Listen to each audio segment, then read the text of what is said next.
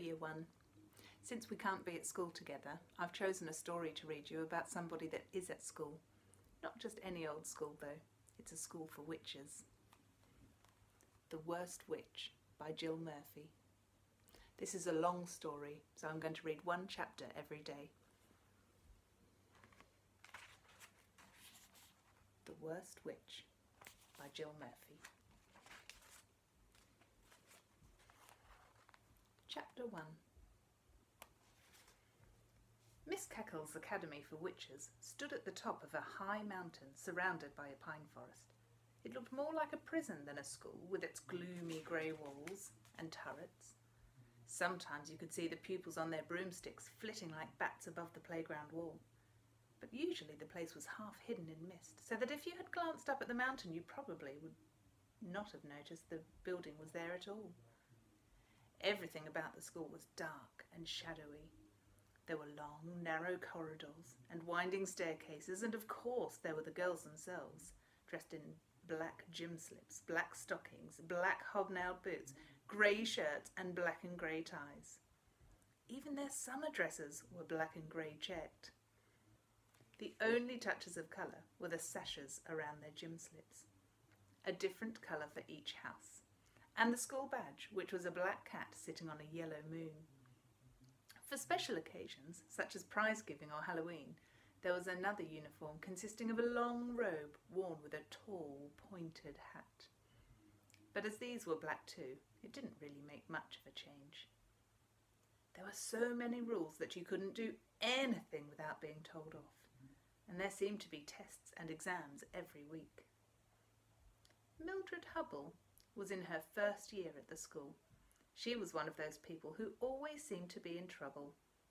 She didn't exactly mean to break rules and annoy the teachers, but things just seemed to happen whenever she was around. You could rely on Mildred to have her hat on back to front or her bootlaces trailing along the floor. She couldn't walk from one end of a corridor to the other without someone yelling at her, and nearly every night she was writing lines or being kept in. Not that there was anywhere you could go if you were allowed out.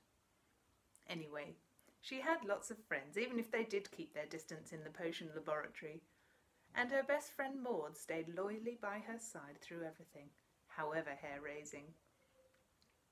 They made a funny pair, for Mildred was tall and thin with long plaits, which she often chewed absent-mindedly, another thing she was told off about, while Maud was short and tubby, had round glasses and wore her hair in bunches.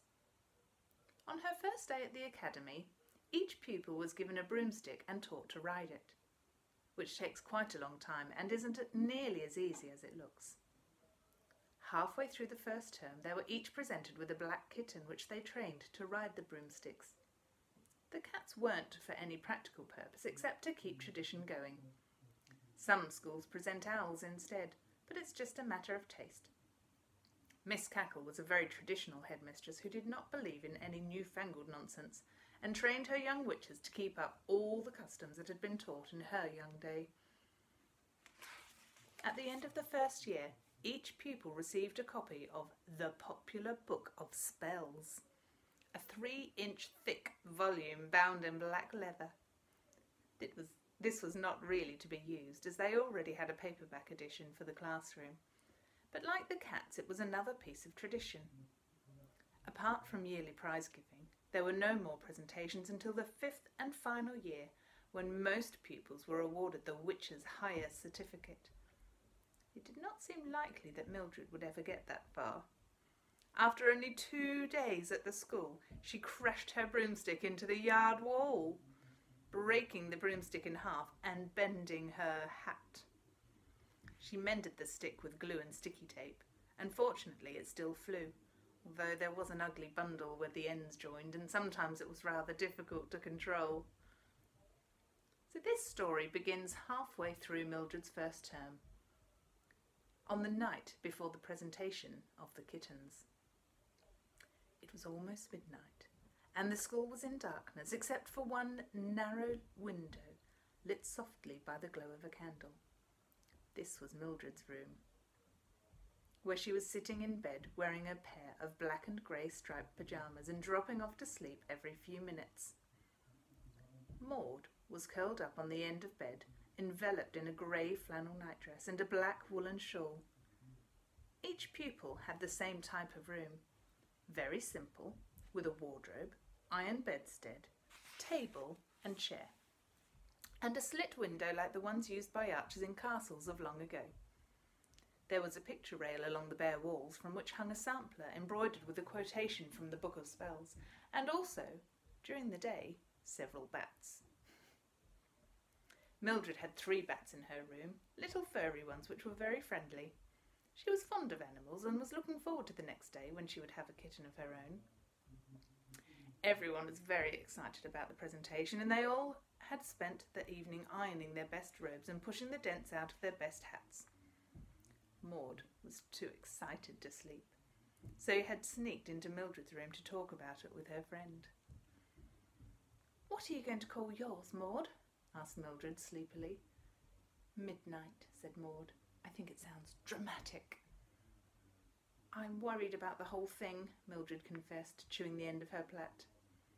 "I'm sure I'll do something dreadful like treading on its tail, or else it'll take one look at me and leap out the window. Something's bound to go wrong." "Don't be silly," said Maud. "You know you have a way with animals.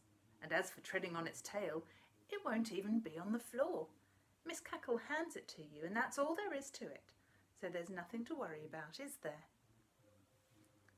Before Mildred had time to reply, the door crashed open to reveal their form mistress, Miss Hardbroom, standing in the doorway wrapped in a black dressing gown, with a lantern in her hand. She was a tall, terrifying lady, with sharp, bony face and black hair scragged back into such a tight knot that her forehead looked quite stretched. "Rather late to be up, isn't it, girls?" she inquired nastily. The girls, who had leapt into each other's arms when the door burst open, drew apart and fixed their eyes on the floor. "Of course, if we don't want to be included in the presentation tomorrow, we are certainly going about it the right way," Miss Hardbroom continued icily. "Yes, Miss Hardbroom," chorused the girls miserably. Miss Hardbroom glared meaningfully at Mildred's candle and swept out into the corridor with Maud in front of her. Mildred hastily blew out the candle and dived under the bedclothes, but she could not get to sleep. Outside the window she could hear the owls hooting, and somewhere in the school a door had been left open and was creaking backwards and forwards in the wind. To tell you the truth, Mildred was afraid of the dark, but don't tell anyone. I mean, who ever heard of a witch who was scared of the dark?